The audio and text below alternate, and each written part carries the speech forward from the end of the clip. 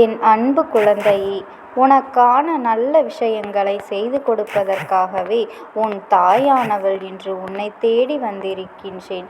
என் பிள்ளையே, இந்த அம்மாவினை வணங்கினால் நீ நினைக்கின்ற அத்தனை விஷயங்களும் உன் கைவந்து சேரும். உன் தாயானவள் காரணமில்லாமல் இன்று உன்னை தேடி வரவில்லை. உன் அம்மா நான் எதற்காக வந்திருக்கின்றேன் என்று சொல். காரணமில்லாமல் உன் கண்களில் நான் படவில்லை. இன்று என்னை நீ கண்டுவிட்டாய் அல்லவா? இதனை கேட்டு முடித்த 10வது நிமிடத்தில் உன்னுடைய வாழ்க்கையில் இருக்கின்ற ஒரு உறவு, உன்னை விட்டு பிரிந்து சென்ற ஒரு உறவு மீண்டும் உன்னிடமே வந்து சேரப்போகின்றார். என் தங்கமே, பொதுவாக இந்த இடத்தில் உன்னிடமே வந்து வாழ்க்கையில் நாம் ஒரு உறவை பிரித்து விட்டோம் என்றால் அதையே நினைத்து நினைத்து நீ வருந்தி கொண்டிருக்கின்றாய் அல்லவா? மேலும் மேலும் மனம் வருத்தப்பட்டு கொண்டிருப்போம். அது உண்மையான உறவாக இருக்கும் பட்சத்தில், அதிலும் பிரிந்து செல்வதற்கு காரணமாக தவறு உன் பக்கம் இருக்கும் பட்சத்தில் நிச்சயமாக அதை எப்பொழுதும் உன்னால் மறக்கவே முடியாத ஒரு சூழ்நிலை ஏற்படும் அல்லவா? என் தங்கமே, பிரிவாக மாறிவிடும். எப்படி இதனை உன் அம்மா நான் விழிபிதுங்கி நின்று கொண்டிருப்பேன்.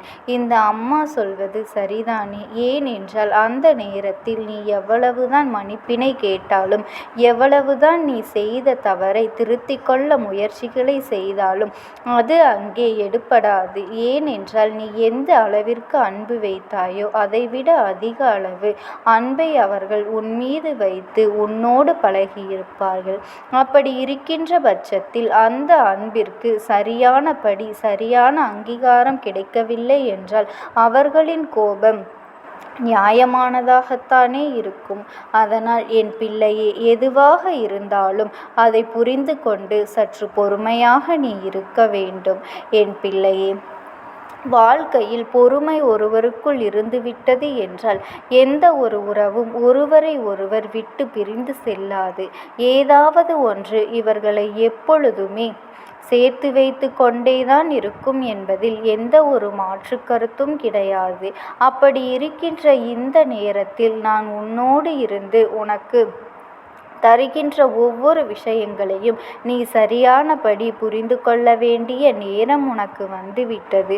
உன்னை சுற்றி நடக்கின்ற ஒவ்வொரு விஷயங்களுக்குமே நிச்சயமாக நீ சரியானதொரு தீர்வினை தேடிக்கொண்டு அலைகின்ற இந்த நேரத்தில் உன்னை விட்டு பிரிந்தவர்களை நினைத்து நீ வருந்த நேரமில்லை. எவ்வளவுதான் நம்முடைய கவனத்தை வேறு எங்கோ நாம் செலுத்துவதாக இருந்தாலும் சற்றென்று நம்முடைய மனது இந்த பக்கமாக வரத்தானே செய்கின்றது அல்லவா? ஏதாவது ஒரு விஷயத்தை நோக்கி நம்முடைய மனது எப்பொழுதுமே சென்று கொண்டேதான் இருக்கின்றது. எதையாவது சிந்தித்து கொண்டேதான் இருக்கின்றது. நமக்கு நல்லது நடக்க வேண்டும் என்று நாம் எவ்வளவோ நினைத்து மனதளவில் வேதனைப்பட்டு கொண்டிருக்கின்றோம். அப்படி இருக்கும் பொழுது எல்லா சூழ்நிலைகளையும் உணர்ந்து இந்த வாழ்க்கையில் நீ அடைகின்ற எந்த ஒரு சந்தோஷமாக விஷயங்களாக இருந்தாலுமே அதை நினைத்து வருத்தப்படாதே.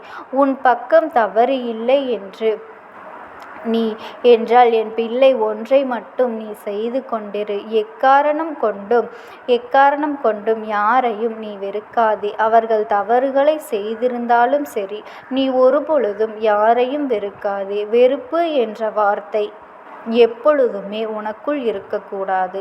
நீ காட்டுகின்ற அன்பு உனக்குள் ஒருவரை நிச்சயமாக வாழ வைக்க வேண்டுமே தவிர உன்னுடைய வெறுப்பு யாரையுமே வாழ விடாமல் செய்துவிடும் என்பதனை நீ புரிந்து கொள். தவறு செய்தாலும் நன்மையே செய்தாலும் அவர்கள் வாழ்க்கையை அவர்கள் வாழ்ந்துவிட்டு போகட்டும் என்று நினைத்து நீ விட்டுவிட வேண்டும். உனக்கு இதனால் எந்த பிரச்சனைகளும் வந்துவிட முடியாதபடி நீ பார்த்து கொள்ள வேண்டும் என்பதனை முதலில் நீ நினைவில் கொள். என் குழந்தையே, இந்த தாயானவள் சொல்வது நிச்சயமாக உனக்கு புரியும் என்று நான் நம்புகின்றேன். நான் உன்னோடு பல காலமாக பயணித்து கொண்டிருக்கின்றேன். உன்னுடைய வாழ்க்கையில் நடக்கின்ற ஒவ்வொரு விஷயங்களையும் உனக்கு நான் சொல்லி எடுத்து சொல்லத்தான் செய்கின்றேன். அத்தனையும் புரிந்து கொண்டு நீ தெளிந்து விட்டால் வெற்றியை பெறுவாய். இல்லை, நான் இப்படித்தான் இருப்பேன் என்று நீ சொல்வாயானால் மேலும் மேலும் குழம்பித்தான் போவாய் என்பதனை முதலில் நீ புரிந்து கொள்ள வேண்டும். உனக்குள் இத்தனை குழப்பங்கள் எதுவுமே இல்லாத ஒரு நிலையை உருவாக்க இந்த அம்மா நான் படாத பாடுபட்டு கொண்டிருக்கின்றேன். எல்லா விஷயங்களுமே உன்னை வாழவிடாமல் செய்வதற்காகத்தான் உன்னுடைய முயற்சிகளை எடுத்து கொண்டிருக்கின்றது. உன்னை எடுத்து வைக்கிறதே தவிர எந்த ஒரு விஷயமும் நீ வாழ வேண்டும் என்று நினைக்கவில்லை. உனக்கு இந்த வாழ்க்கையை கொடுக்க வேண்டும் என்று நினைக்கவில்லை.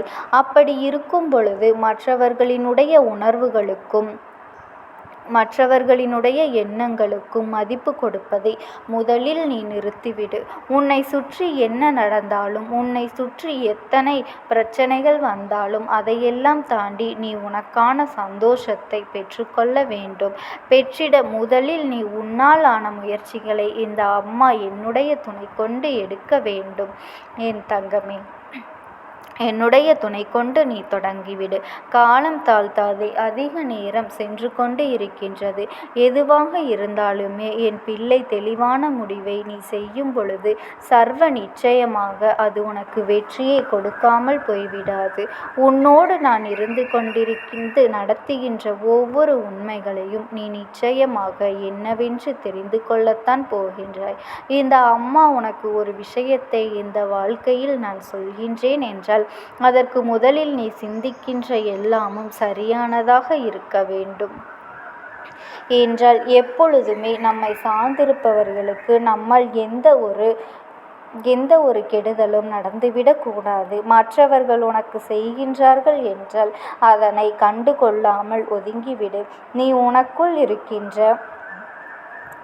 இருக்கின்ற கோபங்களை தவிர்த்து அவசரப்பட்டு எந்த ஒரு விஷயத்திலும் முடிவெடுப்பதை நிறுத்திவிட்டு நல்ல மனநிலையோடு நீ இருப்பாயானால் என்றுமே இந்த வாழ்க்கையானது உனக்கு சந்தோஷத்தை மட்டுமே கொடுக்கும் என்பதனை நீ புரிந்து கொள்வாய். நீ எதிர்பார்த்த வாழ்க்கை உனக்கு முழுமையாக கிடைக்கும் என்பதனை நீ நிச்சயமாக உணர்ந்து கொள்ளத்தான் போகின்றாய். நாம் ஒருவரின் மீது வைக்கின்ற அன்பு நமக்கு மீண்டும் கிடைக்க வேண்டும் என்றால் அந்த அன்பை பெறுவதற்கு தகுதி நமக்கு இருக்க வேண்டும். அப்படியானால் இந்த நேரத்தில் உனக்கு இருக்கின்ற இந்த எண்ணங்களை எல்லாம் விடுத்து, உனக்குள் இருக்கின்ற இந்த வேதனைகளை எல்லாம் விடுத்து, இந்த வாழ்க்கையில் உன்னோடு இருக்கின்ற எல்லா விஷயங்களையும் பற்றி நீ சரியாக தெரிந்து கொண்டால் எல்லாமே நடப்பது என்ன என்பதனை நீ உணர்ந்து விட்டாய். ஆனால் உன்னை சுற்றி நடக்கின்ற அத்தனை விஷயங்களும் ஒவ்வொரு உண்மைகளும் சர்வ நிச்சயமாக உனக்கு என்னவென்று தெரிய வரும்.